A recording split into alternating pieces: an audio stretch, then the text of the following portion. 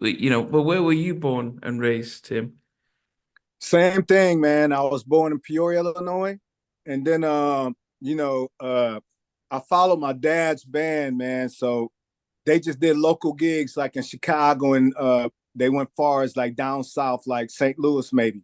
But I had a different journey than Bob did. Bob grew up in church. I went to church because I lived across the church, so my that's why my dad made me go to church, man. But nah, I had a different journey, man. I was funk. I had to learn about funk, man. My dad taught me about funk, man. Like Isley Brothers, Tower Power, Earth, Wind and Fire. They was like an Earth, Wind and Fire band, man. Two Wow. guitar players, two bass players, like whole horn section. It was crazy, man.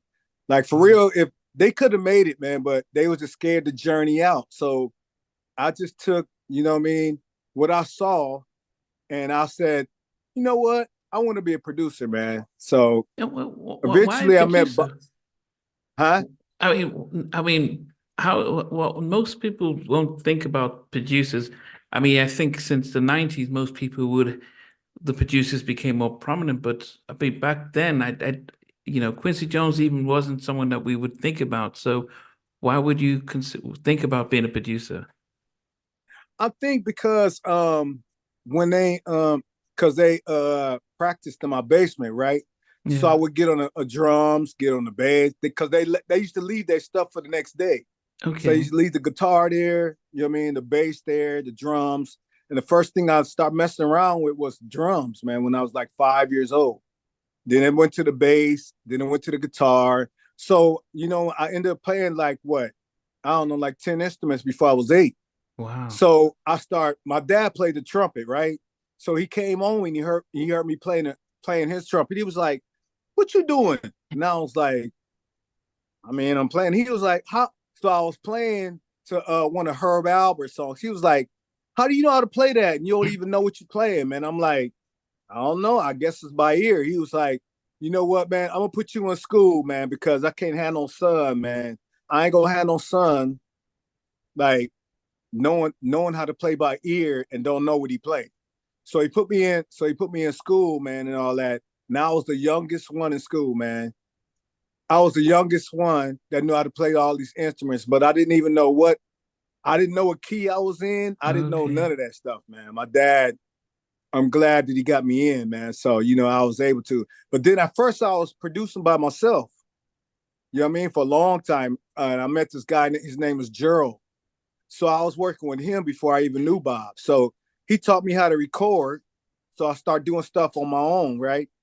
And then I eventually met Bob, and then he told me about different things about commission and all that stuff. And then well, I'll take that back. You know what? We had a friend together. His name was Kenny. So every time we drove somewhere, he'd be like, "Hey man, can I show you something?" And I'd be like, "All right." So he used to put commission in all the time, and I'd be like, "You sure this not an R&B group?" And he was like, "Nah, man." He was like, "Man, it's a Christian group, man." So he started showing me records, and then he was like, "Hey man, I want to introduce you to somebody, man, because everybody say you look like him."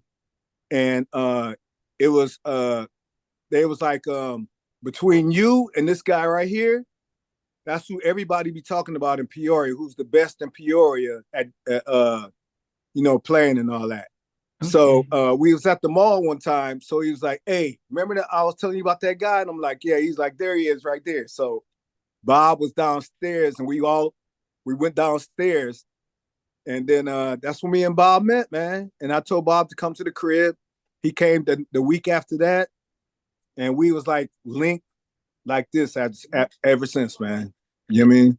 So what was your instrument of choice that you kind of, your main one that if you had to pick one back in those days for you? Back in the day, I would say the drums and the bass. You know what I'm saying? I got really interested in like how how does a groove hold up? You know what I mean? And I noticed that like the Isley Brothers, Tower, Power, Earth, and Fire, they always had funky bass lines and stuff like that. The Barcades, all that stuff. They had funky bass lines, and then like the breaks, the drum breaks always came from like either the Barcades or like you know what I mean, stuff like that. So I just learned at an early age is the drums and the bass, man. So I just gravitated to that, and then I just started learning everything else as I went. But this was my first two instruments, man.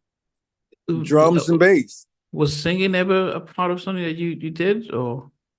You know, it's sort of like what Bob said, you know what I mean? It's like once I start seeing my dad, well, I'll take that back. When I saw my dad singing and all that, I was like, maybe I should start singing, you know what I mean? But that was something that never grabbed me, man, you know what I mean? Until me and Bob started producing. And then we learned that once we started doing backgrounds, it sounded good. And we was like, wow, that sound pretty good, man. You know what I mean? Like, together, man, let's go ahead, you know. So what we would do is, like, if we couldn't get the artist to sound real good, we would do all the backgrounds, and then we put the artist on top of us, and we would turn us down. Okay. You know what I mean? Oh yeah, but before we it's a lot of yeah, man, no. I can name a lot of them we did that for, man. We did all the backgrounds to so many people, man. Isley Brothers, let me see, Case, not that, you know, they didn't know how to sing. It's just that we, you know, when we did I did the music, we already knew how we wanted to sound, you know what I'm saying? Yeah. The backgrounds to sound. Yeah, so we would hurry up and just do it real quick, and then just throw them on there and see if they liked it. So if they liked it, they kept it. If not, we started over. You know what I mean?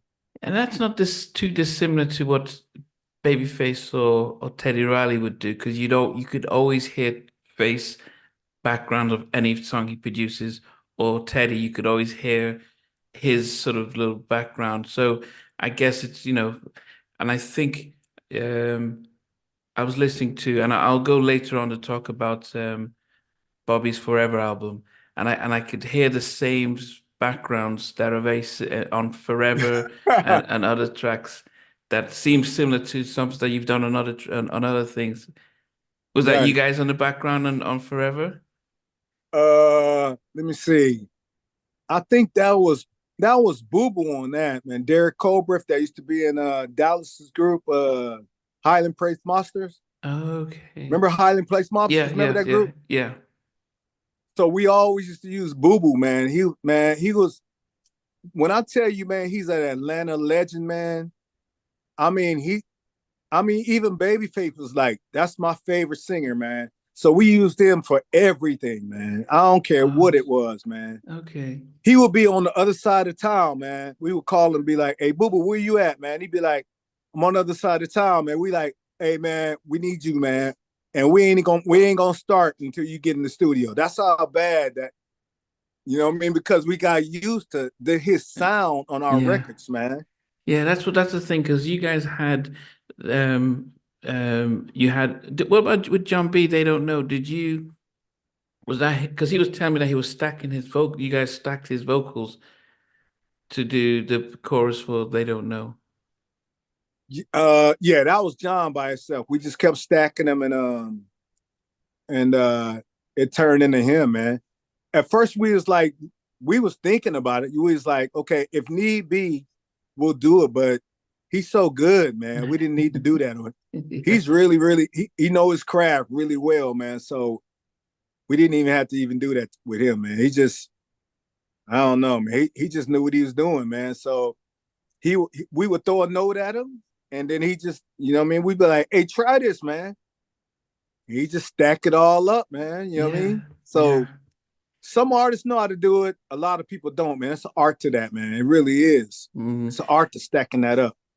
But hey, another thing I want to tell you, man, is I know you said it was 12 o'clock in the morning there. I want to thank you, man, for staying up late with me, man, because it's earlier here. You know what I mean? I know you can see the daylight over there, so that lets you know how early it is. I know. Thanks a lot, man. No thanks problem. a lot for that. Yeah. Hey guys, thanks for watching. Thanks for being a part of Halftime Chat. Please remember to subscribe, share, and comment. But most importantly, why don't you become a member of Halftime Chat? We've got amazing videos, amazing perks, and being able to support the channel. But anyway, thanks for watching. Take care. I never participated in that kind of. And somewhere in between. or even loving us, on which I didn't miss you with. What was it like growing up? She's still making an impact on 4 houses down. I have a couple of pieces. Trying to get this one and that one. That works for you, but just for me, No, okay. They don't understand what Jonas Boyz II Men and all spirits. Play it. And all these guys, they all work together. I mean, I love all different genres.